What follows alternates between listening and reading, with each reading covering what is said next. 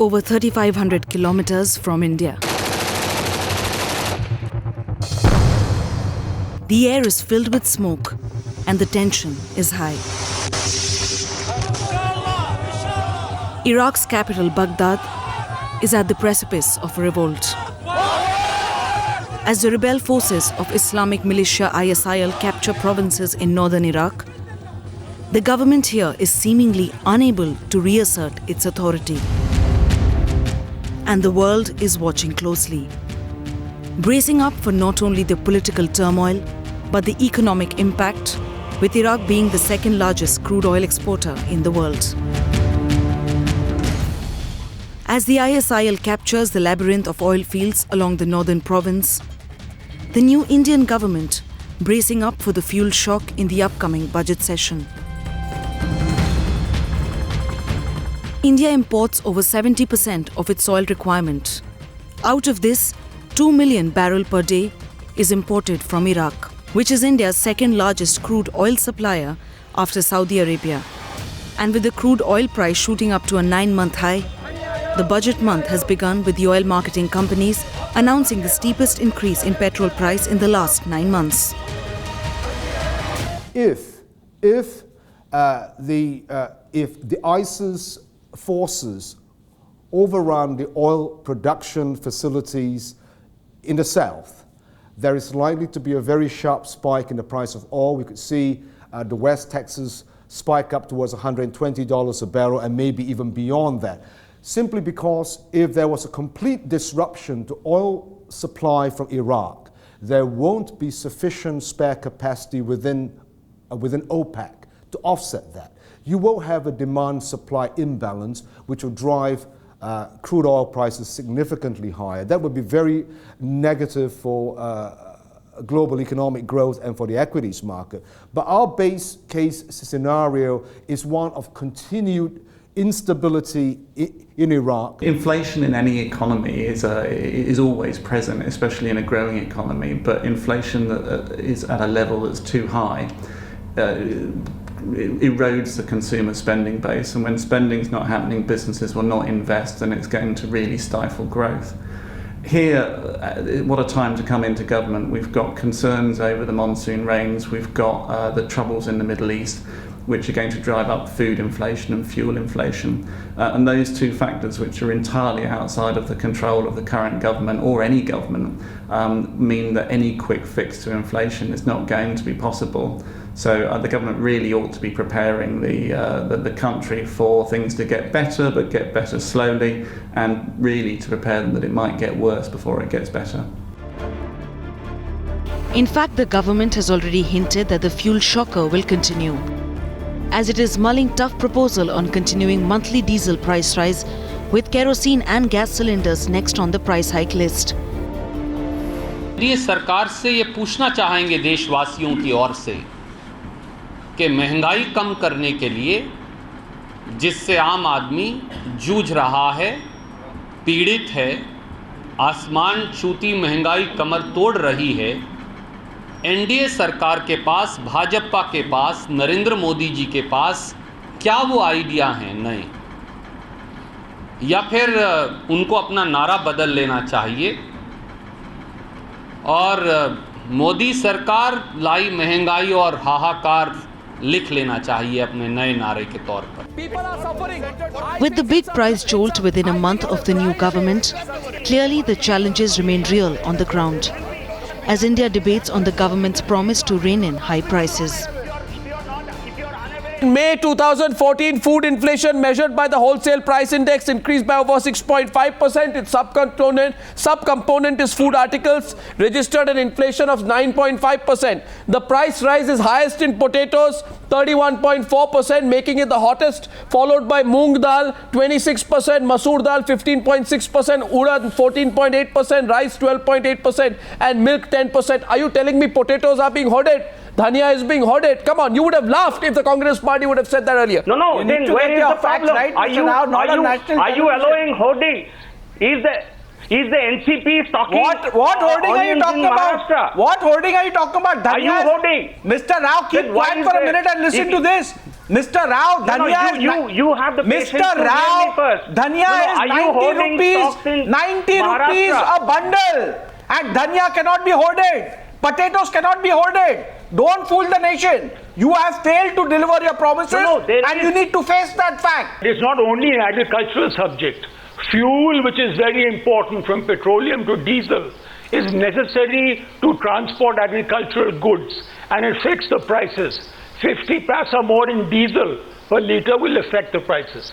So inflation is multifaceted, and you can't just put it down as something done by hoarders. It's a bigger economic problem, and it's a part of economic policy. Not surprisingly, both you and the Congress had the same problem. They can say anything now. They can give me any economic international argument. One thing I will come to you. When people go to the market, you promise this. No, Mr. Rao, today don't tell the people. Yes. Don't tell the people to have patience. We are committed. It's not your commitment. We are You committed. promised. So, but this is not, once again, this is not an administered commodity that we can control prices tomorrow morning through a diktat. I think you should have said so then. Cost of basic commodities and food items is going northward. The consumer budgets are shrinking, which has a direct impact on the investor confidence in India's story. It's not really high interest rates. This is something that gets talked about in India all the time, that India has this crushing interest rate. But as you mentioned, with high inflation, the real interest rate is not really that high. So I don't think of this as an interest rate problem. I think of it as an inflation problem. And the inflation problem is largely driven by food. The only way you're going to get out of that, again, is a long-term approach, which is to expand both the production of food and the channels by which food is brought to consumers. So there has to be more competition. It's a very sensitive political issue, but ultimately that's what has to happen. Wholesalers have to be able to compete with retailers. New entrants have to come in. That's what's going to bring food inflation down. Any step to control inflation through a rate hike by the central bank would lead to once again tightening of cash flow in the market. A bleak scenario that has been haunting industries in India and has made foreign investors cautious. I think the last few years have had their own set of challenges on the economic front, and I've always said that the banking sector really rides on the real economy.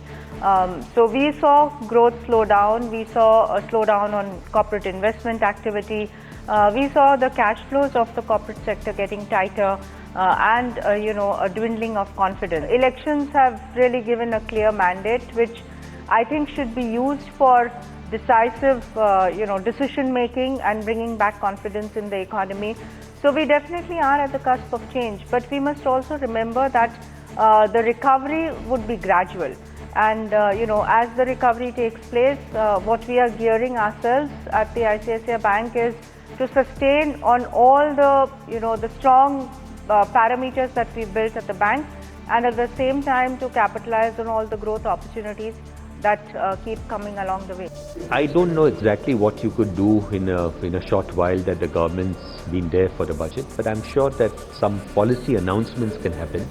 But the budget will be more restricted to the tax issues. But these policy announcements can happen in the budget, or some of these policy announcements can even happen later.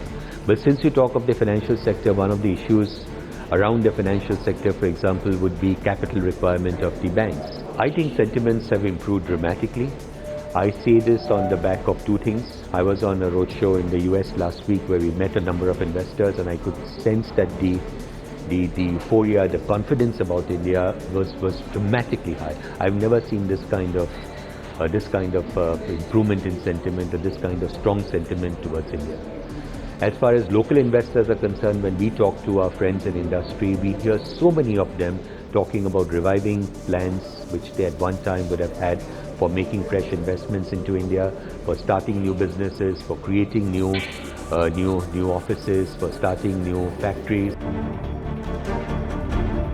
But ahead of the budget, the Prime Minister has sent a clear message that the government is not afraid to take tough decisions.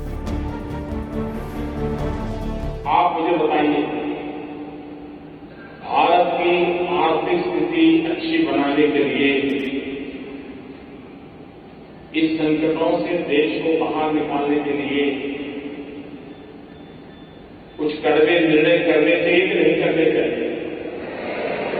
पूरी हिम्मत से बताओ, करने चाहिए नहीं करने चाहिए? राजनीतिक स्वार्थ के लिए नहीं करने चाहिए, लेकिन देश के स्वार्थ के लिए करने चाहिए।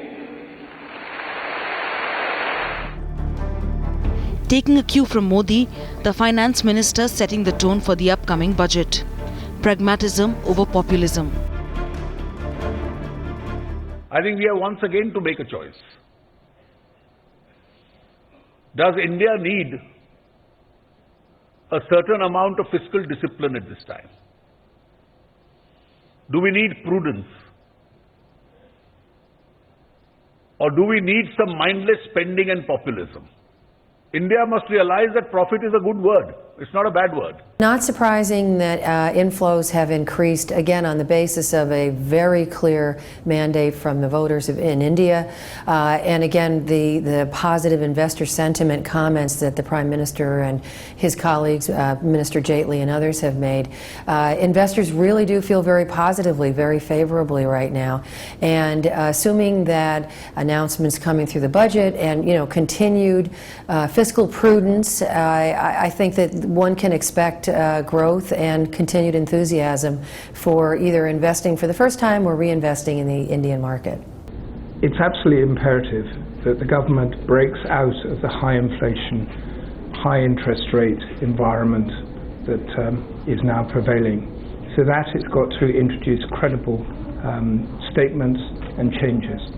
A reduction in the fiscal deficit through reduction in subsidies, addressing fuel subsidies, addressing food security issues. These are absolutely important. The other thing is that it must stimulate growth in the economy in terms of focus on infrastructure, focus on manufacturing, focus on agriculture. These are going to be key drivers in growth in the economy, key drivers in breaking free of this high interest rate, high inflation scenario. So even as the signals are positive, the action is still awaited. As the world watches on Modi's blueprint keenly, the concerns are manifold, and those looking to invest here know that doing business in India is not a cakewalk. With that, we take a break. On the other side of the show, we get you what the foreign analysts are advising on India and their suggestions for Modi's blueprint in the part 2 of The World and India in our Super Budget series.